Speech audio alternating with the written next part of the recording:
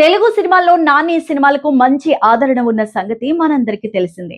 తాజాగా నాని శ్రీకాంత్ ఓదెల కాంబోలో వస్తున్న the paradise సినిమాపై అంచనాలు మాత్రం మామూలుగా లేవు. తాజాగా ఈ సినిమా నుంచి విక్రమ్ మాలిక్ పాత్రలో రాఘవ్ జ్యుయల్ ఫస్ట్ లుక్ పోస్టర్ ను జూన్ 19 శుక్రవారం నాడు రిలీజ్ చేశారు. ఈ అగ్రెసివ్ లుక్ సోషల్ మీడియాలో సెన్సేషన్ క్రియేట్ చేస్తోంది. కేలా సినిమాలో తన పర్ఫార్మెన్స్ తో మెప్పించిన రాఘవ్ ఇప్పుడు విక్రమ్ మాలిక్ పాత్రలో టాలీవుడ్ కు కొత్త ఇంటెన్సిటీని తీసుకురాబోతున్నారు. ఏ గ్లిమ్స్ లో Raghav జ్యుయల్ powerful and authoritative Vikram Malik పాత్రలో కనిపించారు. నిప్పులు వాన గందరగోళం మధ్య మెడలో భారీ గోల్డ్ చైన్స్ తో కారుపై నుంచి దూకుతూ రగ్డ్ అండ్ డేంజరస్ లుక్స్ తో అద్దరు కొట్టేశారు. వెల్కమ్ టు జడల్ జమానా అనే డైలాగ్ విక్రమ్ మాలిక్ పవర్ ను చూపిస్తోంది. ఈ చిత్రంలో నాని, మోహన్ బాబు షికంజా మాలిక్ పాత్రలో, రాఘవ్ జ్యుయల్ కాయడు లోహర్ హీరోయిన్ గా, సోనాలి కుల్కర్ని సంపూర్ణేష్ బాబు బిర్యానీ పాత్రలో పోషిస్తున్నారు. కర్ణాటకలో ఇటీవల జరిగిన 7 ఎమ్మెల్సీ ఎన్నికల స్థానాల్లో జరిగిన క్రాస్ ఓటింగ్ ఆరోపణలు వచ్చిన తర్వాత బీజేపీ జేడీఎస్ కూటమిలో ఉన్న అంతర్గత విభేదాలు బయటపడినట్లు రాజకీయ వర్గాలు విశ్లేషించడం మొదలుపెట్టాయి. దీంతో కర్ణాటక రాజకీయం మరోసారి చర్చనీయాంశంగా మారింది. బీజేపీ జేడీఎస్ మధ్య ఉన్న సత్సంబంధాలపై అనుమానాలు కూడా వచ్చాయి.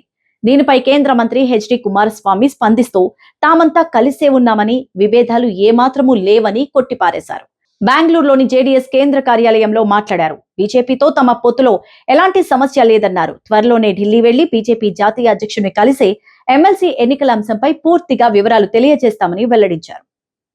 ఉత్తర అమెరికాలో ఆంధ్రప్రదేశ్ ప్రభుత్వ ప్రత్యేక ప్రతినిధిగా నియమితులైన కోమటి జయరాం అభినందన సభ డెట్రాయిట్ లోని ఫర్మింగ్టన్ హిల్స్ మేనర్ లో జూన్ 19 శుక్రవారం వైభవంగా సాగింది.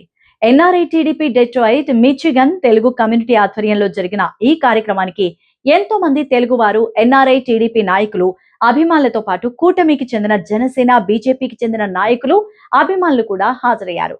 దాదాపుగా 200 మందికి పైగా ఎన్ఆర్ఐ టీడీపీ సభ్యులు ఈ కార్యక్రమానికి హాజరయ్యారు.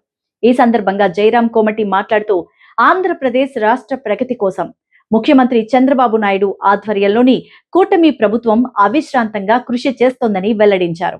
ఇక ఈ కార్యక్రమాన్ని గంగాధర్ నాదేళ్ల ఆధ్వర్యంలో సునీల్ పంట్రా, కిరణ్ దుగ్గిరాల, జోగేశ్వరరావు పెద్దిబోయిన, సురేష్ పుట్టగుంట, వాసు గన్నమనేని, రాంప్రసాద్ చిలుకూరి ఆధ్వర్యంలో నిర్వహించారు. ఈసారి అమర్నాథ్ యాత్రకు గట్టి భద్రతా చర్యలు చేపట్టారు. జూలై 3వ తేదీ నుంచి మొదలయ్యే ఈ యాత్ర కోసం సైన్యం ఆపరేషన్ శివ పేరుతో ప్రత్యేక వ్యూహాన్ని అమలు చేస్తోంది. యాత్రకు సరికొత్త టెక్నాలజీతో యాంటీ డ్రోన్ వ్యవస్థతో భద్రతను కల్పించనున్నారు.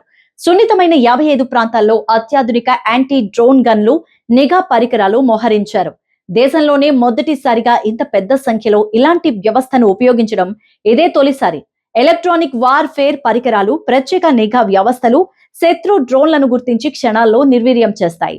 సుమారుగా 400 కిలోమీటర్ల మేర విస్తరించి ఉన్న జమ్మూ శ్రీనగర్ జాతీయ రహదారి, బాల్తాల్ పెహల్గాం మార్గాలను ఈ వ్యవస్థ పర్యవేక్షిస్తుంది.